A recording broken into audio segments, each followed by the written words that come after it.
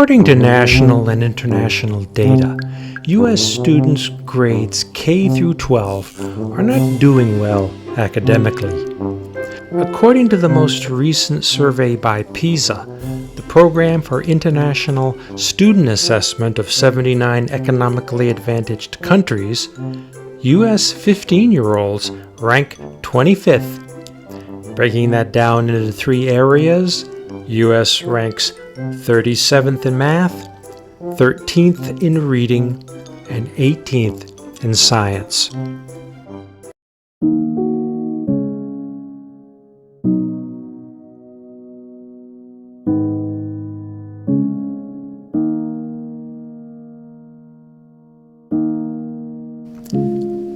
When Americans read of the mediocre U.S. rankings in their news sites, their first reflex is to think about what is being done poorly in the U.S., in U.S. schools. That is, Americans get embarrassed, and then they get mad. How can we not be first in the world? We're the richest country. In this video, we're going to devote less time to looking for stupidity in the American school system than we are to look at what is going right in those other countries whose 15-year-olds are getting better scores than we are. What if we started with the premise that overall, American school system is not defective, not broken, as is so often argued by critics. Broken. If American schools are broken, what year did they break? Who broke them? I think a better question is, how much are Americans really willing to do to improve the academic performance of their children?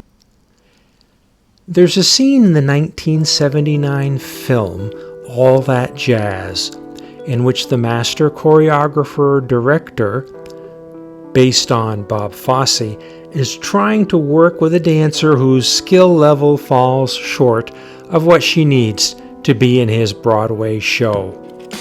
The dancer gets discouraged because she can't quite execute the difficult steps that Fosse is trying to teach her. Finally, Bob Fosse tells this dancer, "Listen, I can't make you a great dancer. I don't even know if I can make you a good dancer. But if you keep trying and don't quit, I know I can make you a better dancer." And there was no question in my mind that that was very sound encouragement of a young dancer who simply did not have it to dance at a level worthy of Broadway. Americans are embarrassed to rank academically below a dozen or 24 other countries. But what is our goal? Are we trying to make every student a better student? Or are we trying to get every kid onto Broadway?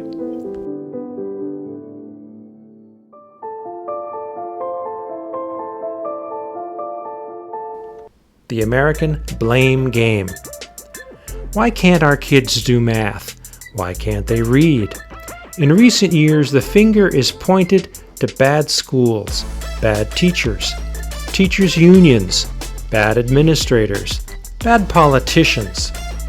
The citizens, who are also voters, and the commentators tend to look right past the child himself, past his parents, when looking for those to assign responsibility. Why would I argue that Americans' opinions tend to be agenda-driven rather than evidence-driven? Because some of public schools' critics stand to make big money on privatized educational systems. Some parents who already plan to send their children to expensive private schools benefit from discrediting the local public schools, because this provokes local politicians to support subsidizing the private education option. Other critics of schools are political figures. Scolding bad schools is a good campaign pitch. As for parents, no politician, no commentator sees any advantage to telling American parents that their children are not studying enough, that they themselves, the parents, are not contributing enough into the constellation of growth conditions necessary to their child's success.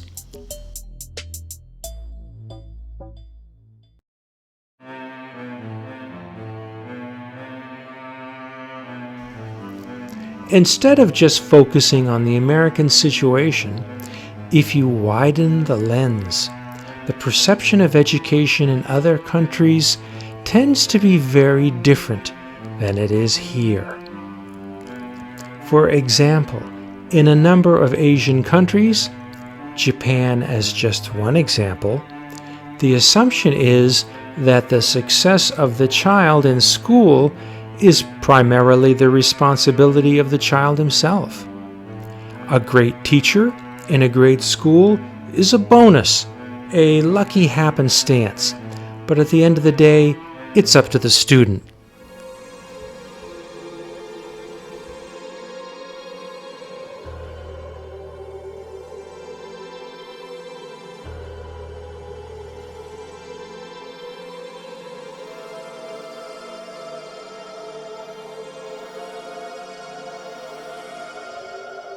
This is not to suggest that Japanese parents don't respect the teachers, regardless of their individual skill levels. Teachers in Japan have a significant role in the development of the child, but this is something not simply based on pedagogical excellence.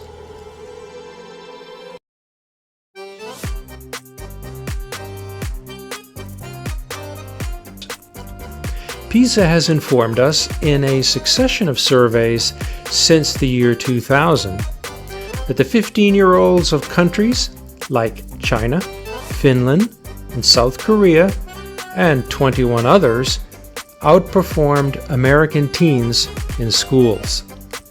The U.S. internationally ranked 25th on the most recent PISA study.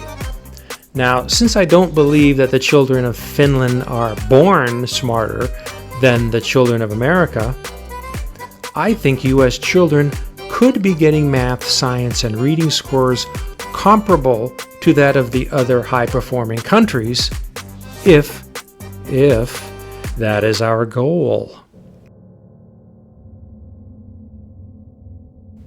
I don't believe that there's a universal agreement in America as to what it would take and as to whether Americans would pay the price. And I don't mean just money, although that is part of it. Some commentators and some parents imagine that U.S. education had a golden age, which has been lost.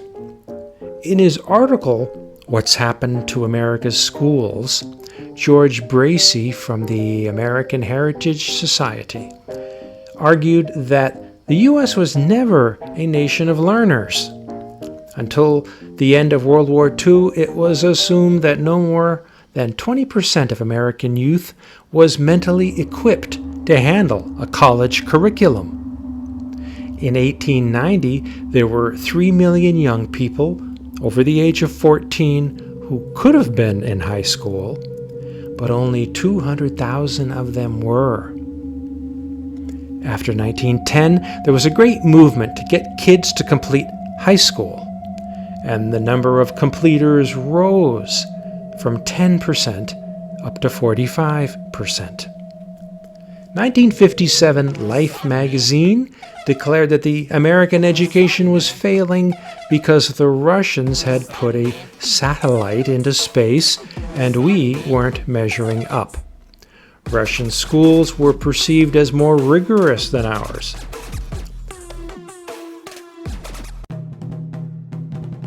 Complicating the picture, in 1970, the Crisis in the Classroom article by Charles Silverman argued that U.S. schools were too rigid and should be more open. The chronology went from Americans believing that its educational system was good enough for the need, then after World War II believing that U.S. education was lacking and that the schools were to blame. In 1980, President Ronald Reagan began advancing the idea of vouchers.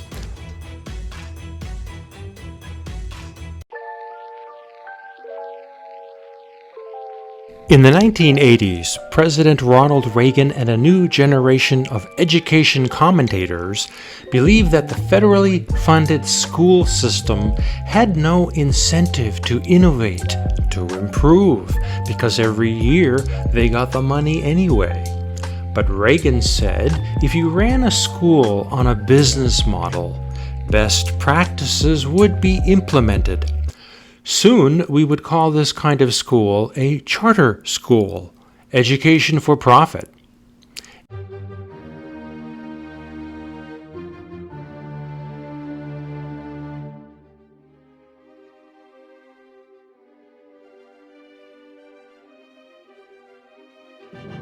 Is that really the way that American children would learn best? Going back to the PISA survey, in general, countries with the most successful education systems are relying on publicly funded schools, not private schools with a business model. Let's look at Germany and its two-track philosophy.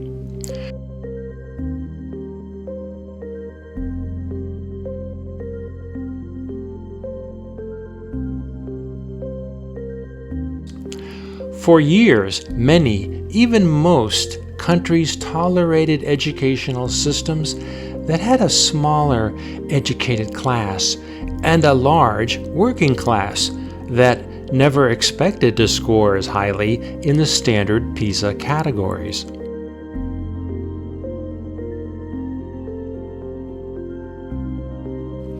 Germany's two-track system with a professional track and a vocational track has become a model for the EU.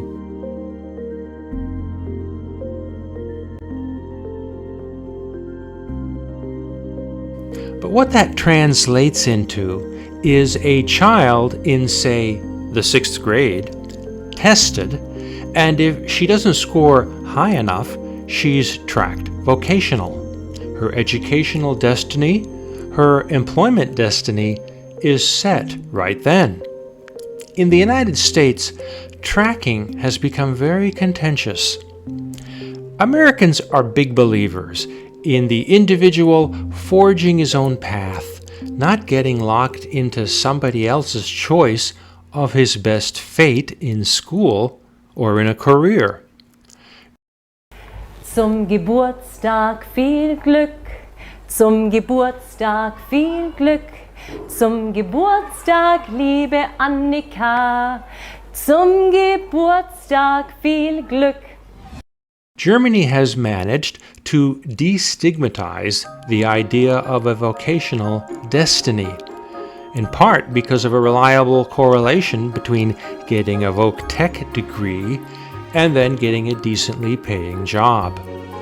We have not yet reached the point in the US yet, in part because young people are less confident that their high school degree will smoothly translate into work of any kind, and partly because Americans tend to look ahead and above and ask, why should that other group of students have the better teachers and be groomed for the best paid jobs in this country? This leads to another question. For its own domestic needs, does Germany, does the US need to cultivate a vocational class? Germany has been answering this question for a long time with a clear yes.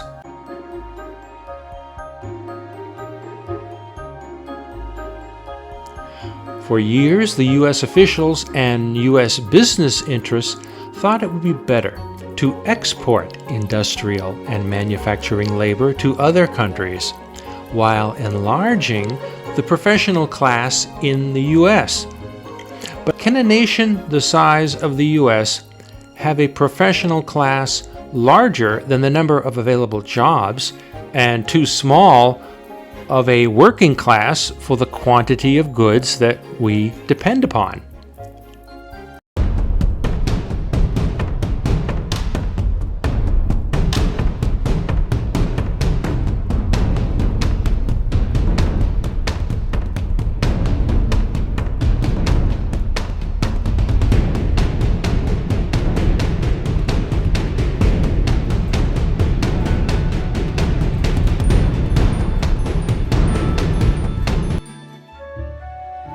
But lest we think the correlation is absolute between low ability in the native language and lower academic performance, Vietnamese immigrants and other Asian immigrants typically outperform students in math and the sciences, sometimes by a wide margin, even when this immigrant class is economically poor.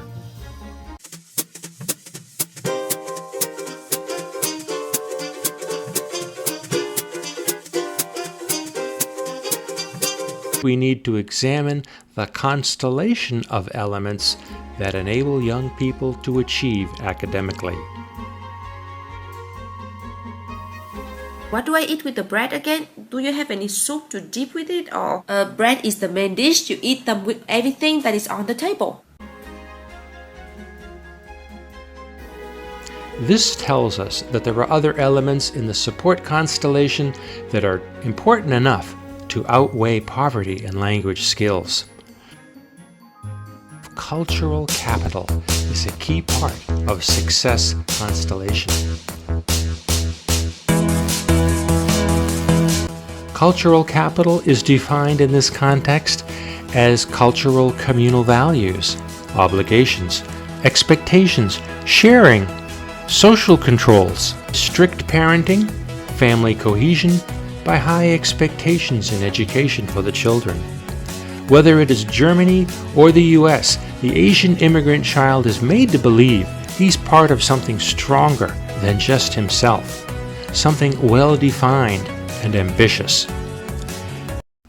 As Asian immigrants from poor countries prove, when strong cultural capital meets poverty, cultural capital can win.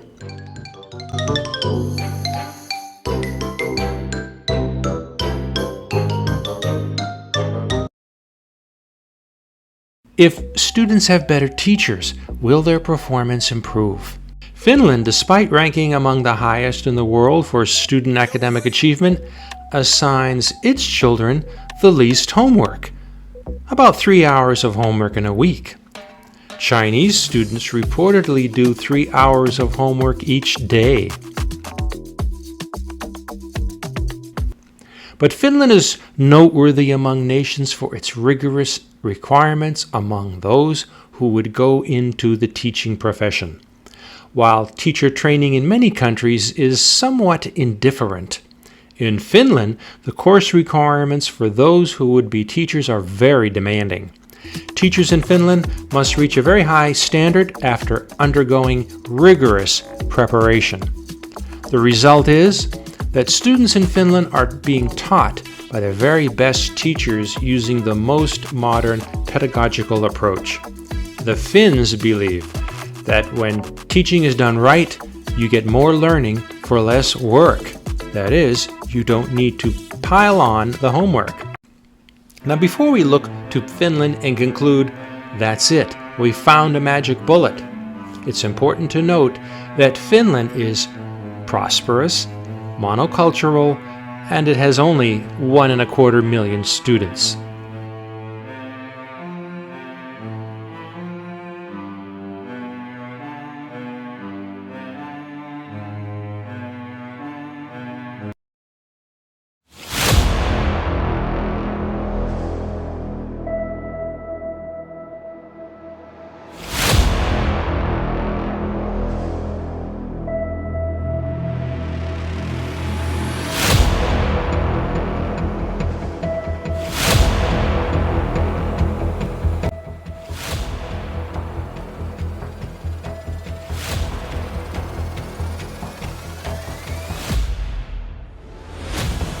Finland is doing a good job. Do you think China can be as selective when it's hiring teachers as Finland is?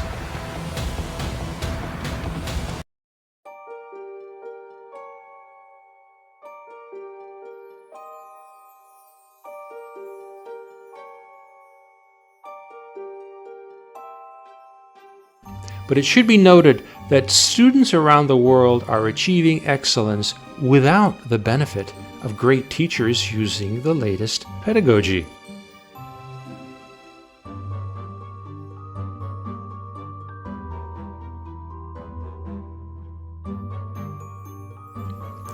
In the PISA survey for 2018, out of the 79 countries, Vietnam was counted as among the lowest for teacher credentials, meaning teachers in most other countries held higher degrees than is required to be a teacher in Vietnam. Measured by education and training, Vietnamese teachers could not be regarded as the same caliber as those in Finland.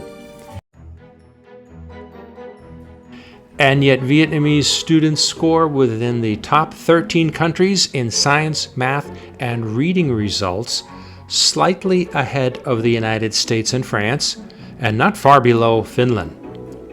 Vietnam measures well against countries whose requirements for teaching credentials are among the world's highest. How can such a thing be so?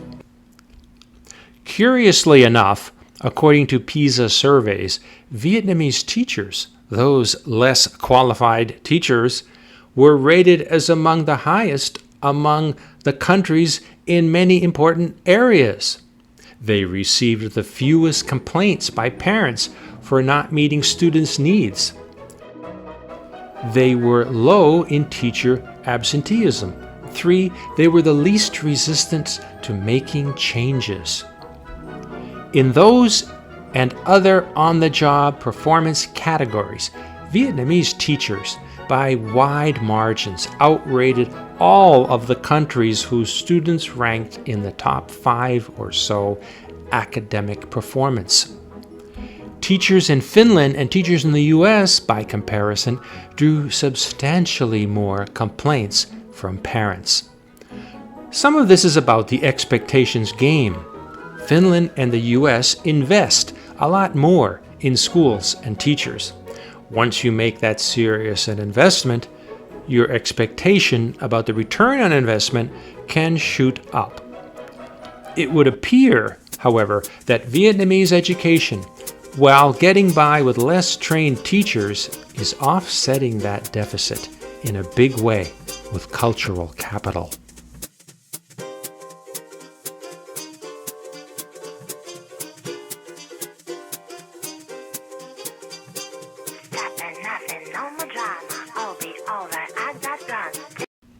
The role of the teacher in the performance of the student is not the same in every country. In Finland, the teacher is something of an expert and afforded a degree of professional respect that teachers in the US rarely experience. Respect matters, as does salary. Because how is Finland going to be so selective about who gets to teach if few Finnish college students choose that career?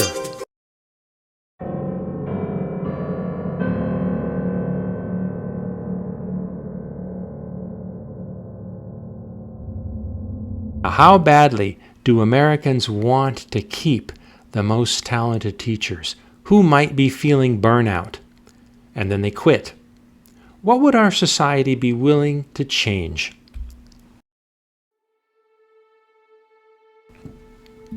In 2010, David Guggenheim's documentary movie, Waiting for Superman, exploited the greatest anxieties American parents feel when thinking about their children's education.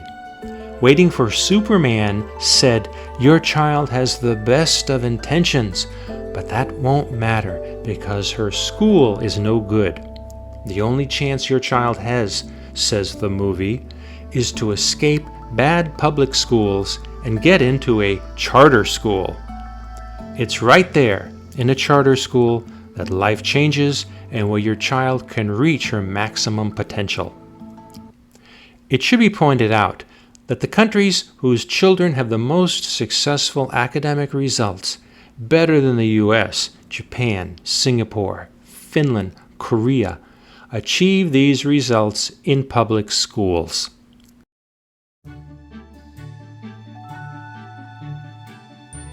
Of the dozen countries rated highest academically, all but a couple are Asian, and Japan and Korea are both near the top.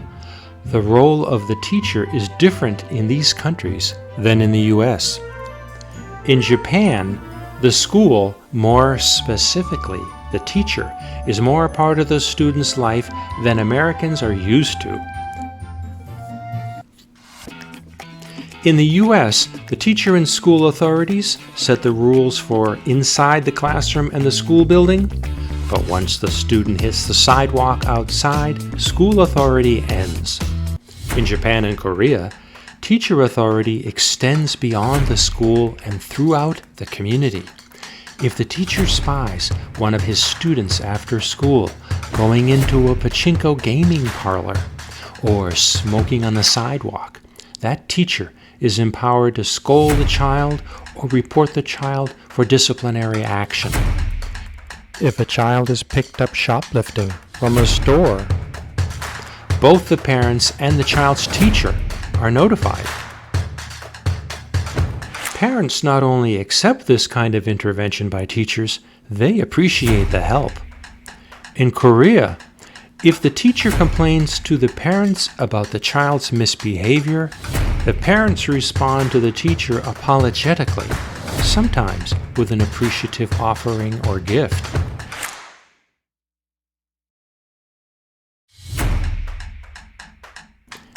In the US, it's not unusual for parents to complain about teachers not doing enough. But very few US parents would want any teacher to impose himself on their child about anything outside of the class period. Even the experts would say, if we're trying to raise student performance, what has that got to do with catching the kid misbehaving after school?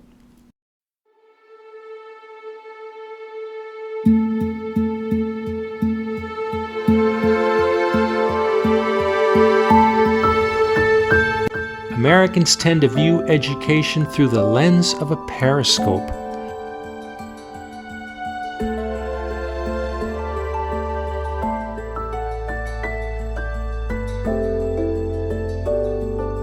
Whereas in Asian countries, they're looking at the big picture.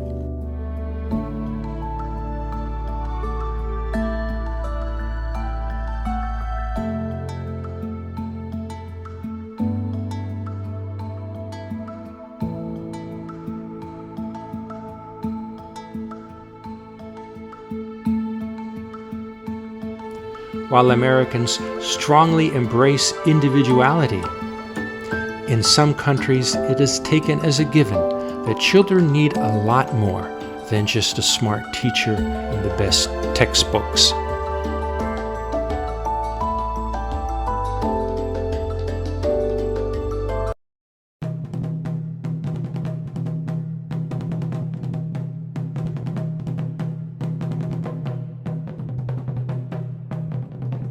In some countries, especially Asian countries, homework is one responsibility for students, but homework is not the only area of intense study to which students apply themselves.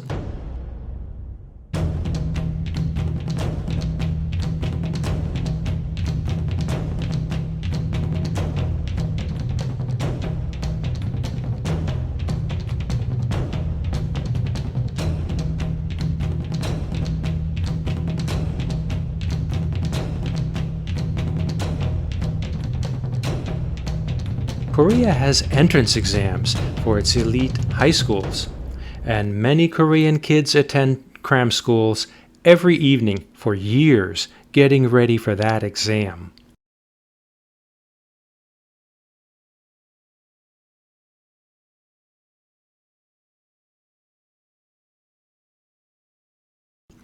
Vietnam also has elite high schools, and many students, starting as early as 3rd grade, attend cram schools to improve their chances of getting good scores on future entrance tests. It should surprise nobody that the cram school system in Vietnam is far less formal or expensive than those in Korea. As large and as rich as the United States is, it has a comparatively small network of elite private high schools. When given a glimpse of Asian-style late-night cram schooling for children 10 years old or even 15 years old, most Americans are horrified. American parents are far more inclined to having their children doing homework in the evening at home.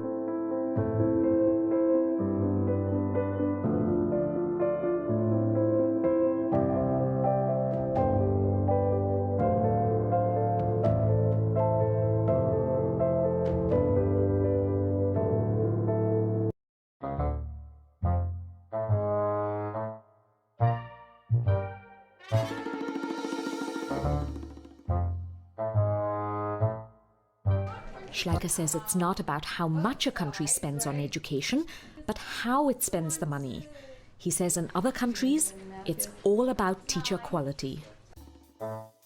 But even Schleicher and Pisa, after doing this for 20 years, misunderstand Korea and other countries that have a major cram school commitment. In Finland and in the US, teacher excellence matters more because the child only has the one teacher or teachers at his regular school. That's not true in many Asian countries. In Korea, China, Vietnam, the school teacher is only the daytime teacher. Most of them work hard, but not all of them are excellent. But the children have a second set of lessons in the evening at the cram school.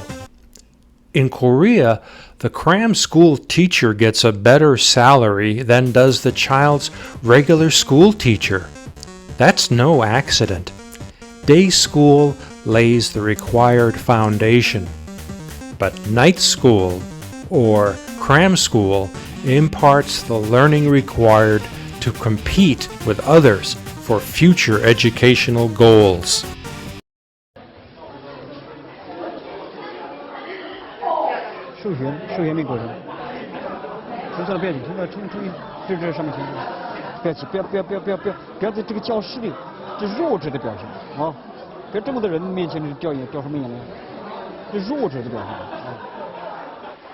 While exact comparisons are not easy, Chinese, Korean, and Japanese entrance exams for middle school, high school, or university at each level contain material far more advanced than would be found on any American counterpart, which is one reason why a Chinese kid who gets moved to America finds himself often 3 or 4 years ahead of his American-born classmates in subjects like math. But cram schooling is only part of the constellation. It is not the magic bullet.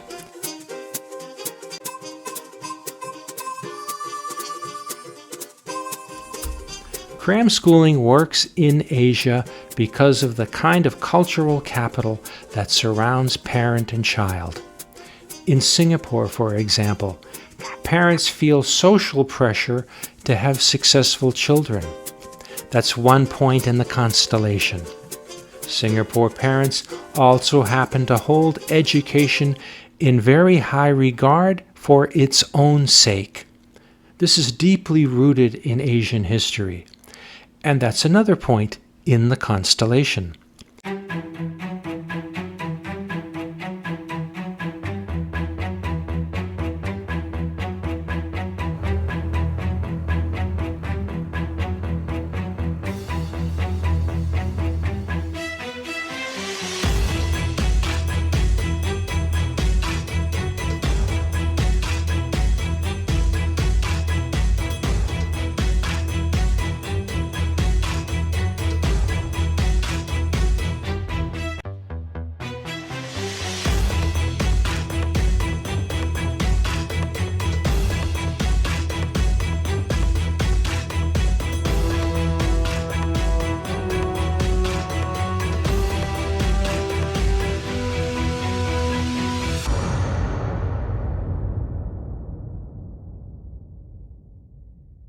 This is what they will say. Ami, this one you confirm nothing to say already, okay?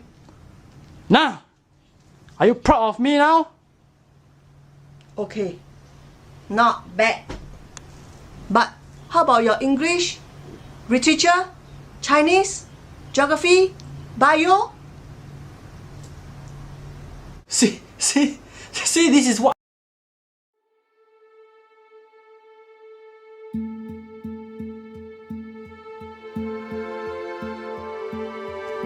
In Japan, 75% of the students do not take the exam that decides if you go into one of the elite high schools.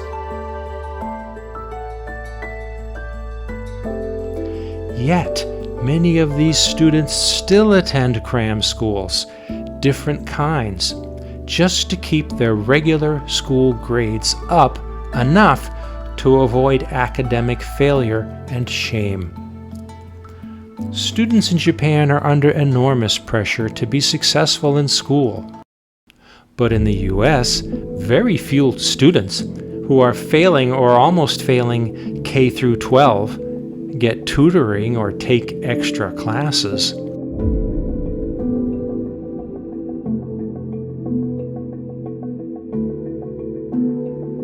And when American children are tutored, it's never more than a few hours in a week. American students in general face less pressure to achieve academically.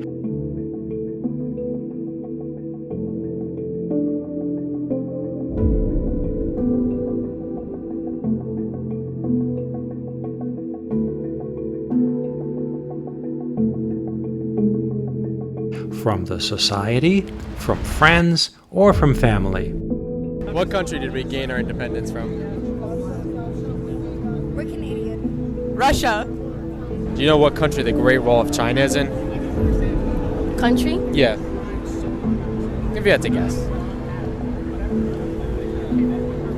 Japanese. How many inches are in 2 feet? I don't know. How many moons does the Earth have? How many moons? Around how many? 30? I don't know.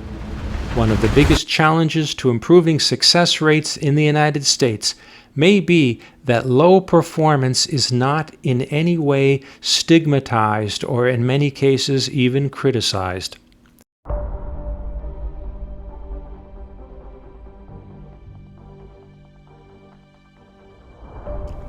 It may be terrible to feel stigmatized for any reason in a society. But in many countries of the world, students study harder because they feel they will be judged negatively by others if they do badly in school.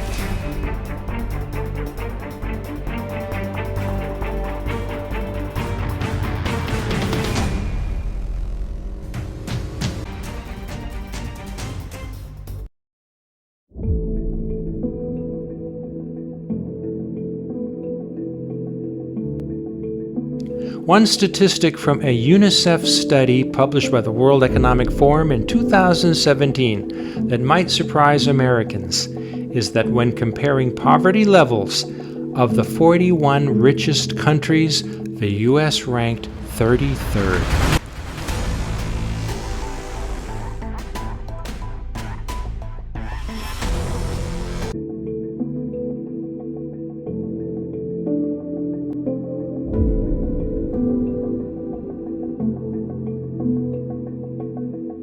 Among these so-called rich countries, 30% poverty rate is very high. Finland has 11% living in poverty. Korea, 12%. Germany, 15%. We can't generalize that the data internationally shows that poverty results in lower academic success. Two countries whose children have better than average academic performance. The median income in Vietnam is $3,300 in a year. The median U.S. income is $47,000 a year. It is also true that the gap between the middle-class Vietnamese and poor Vietnamese is significantly less than the gap in the U.S.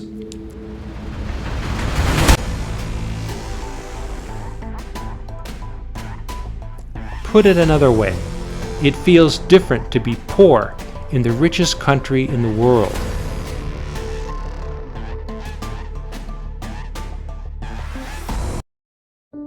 Does anyone doubt that if the household poverty rate in the U.S. were reduced by half, so that it were 15% as in Germany, rather than 30%, that this would not translate into a significant improvement in academic success?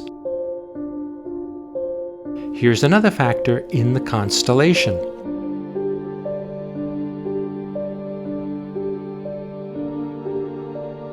Which translates into a high percentage of children raised in single-parent households, which comprise a high percentage of that below median economic level.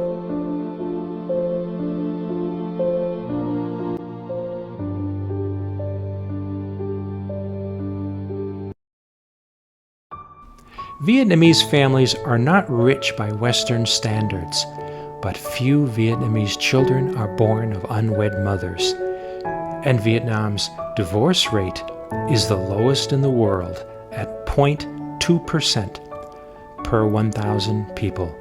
That is to say, that there is a very high likelihood that a school child in Vietnam, poor or not, comes home every day to a two-parent household. And the data suggests that the children with two parents in the house get better grades than the children of single parents.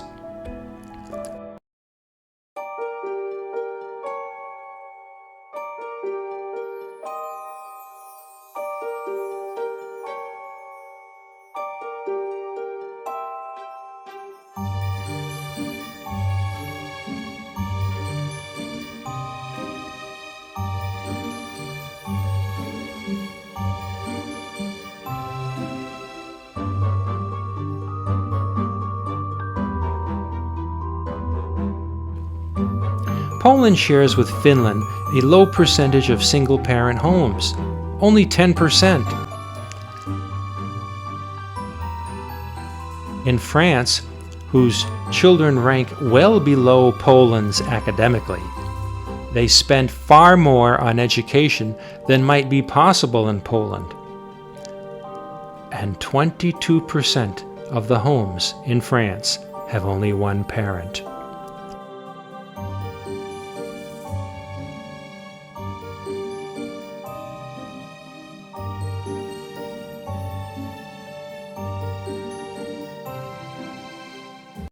In 2013, Amanda Ripley studied education in different countries and produced a book, The Smartest Kids in the World and How They Got That Way. She enlisted U.S. high school students who were sent to Korea and Finland for a year. Ripley looked at two models for achieving educational excellence. One, the so-called Enlightenment model, which is based on sophisticated techniques and innovation, and the other is the hard labor model, dedicated to study, not innovation. What Ripley found in Korea is a style she largely associates with the better Asian educational systems globally. The pressure cooker model, where kids have long school days, and then after school gets out, they go to tutoring academies until 9 or 10 o'clock at night.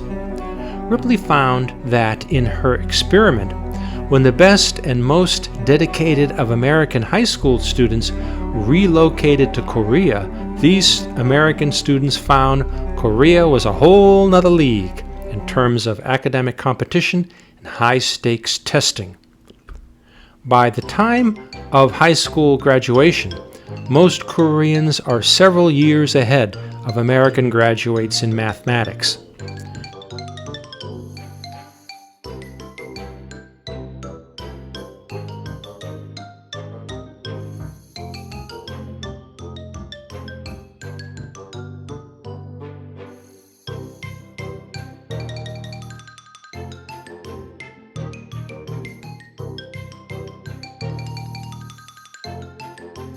솔직히 풀어봤을 때 어땠어요? 솔직히 되게 쉬웠다. 너무 쉬웠어요. 너무 쉽다. 진짜. Indeed, there are Korean elementary students whose math level is ahead of U.S. high school graduates. The second child in Ripley's experiment was sent to Finland, which could be called the anti-Korea in terms of its educational model. Finnish students start school later in the morning than do Koreans or Americans. They get leisurely breaks in between classes. They take home little homework at night. Finland believes in a non-competitive academic approach. Finland's strength is its advanced teaching and learning techniques implemented by rigorously trained teachers.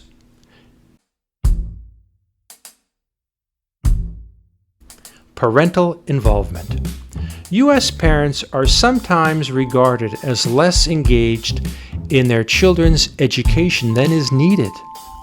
Consider Poland, one of the countries that tested highest in the PISA.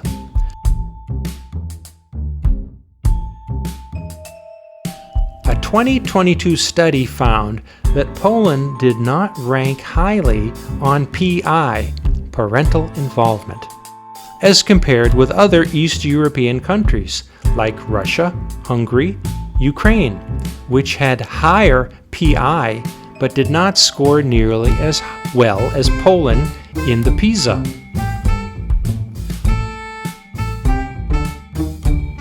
Poland has its problems: weak teachers, low teacher pay, difficulty retaining good teachers.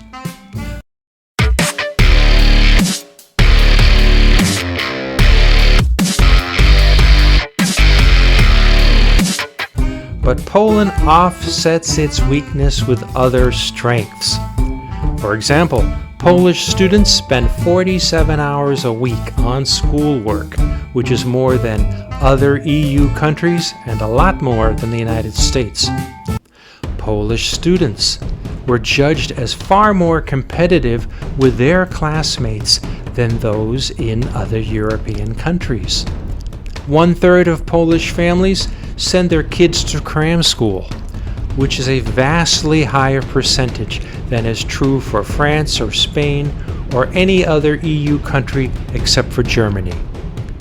The greatest strength of the Polish educational system is the Polish society's educational philosophy, which is enormously ambitious.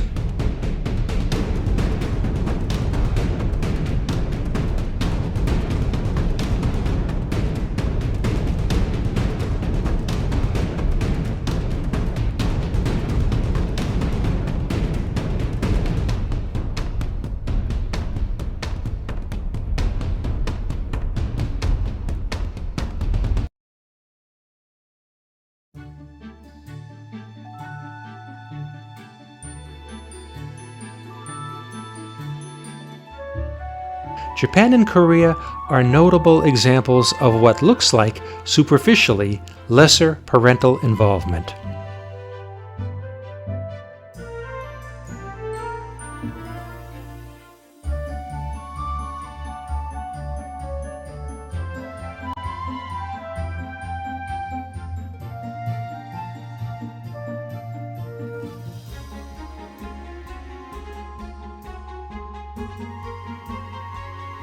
Japanese and Korean children's academic results are among the highest in the world.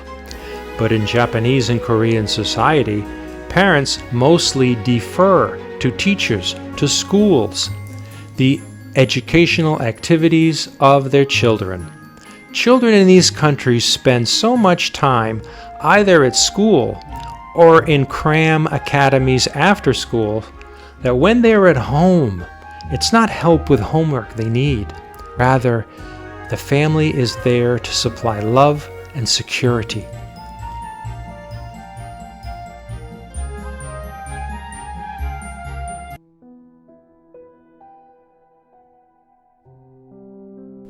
Lower parental involvement systems can work for the child in societies in which other entities, teachers, tutors, neighbors, friends, fill the space, assume active and reliable roles in guiding the child.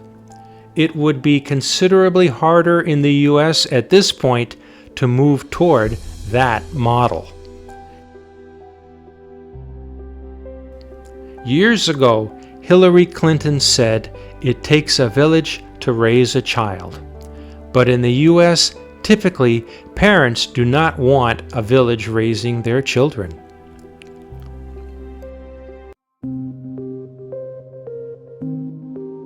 The United States is one of 6 countries in which the achievement difference between single-parent and two-parent families is the equivalent of an entire grade level in school. That's the advantage to having 2 parents in the house, a year of school. The advantage that some countries' children have academically over the US may in fact be greatly related to little more than children in those countries having 2 parents in the home. Which brings us back to the point. If you are a single American mother trying to raise your child and help that child succeed academically, and the data suggests that it's almost always the mother, the use of phonics to help teach her to read is not going to be the difference. Neither is a voucher from a charter school. The data suggests that the economics of being a single mother is not on your side. And the data suggests overwhelmingly in this country that single mothers' financial resources are substantially less than those of any other group. The US has perhaps less of a crisis in education policy than it does a crisis in family economics. And more expansively, a crisis in the support structures that children need to be successful.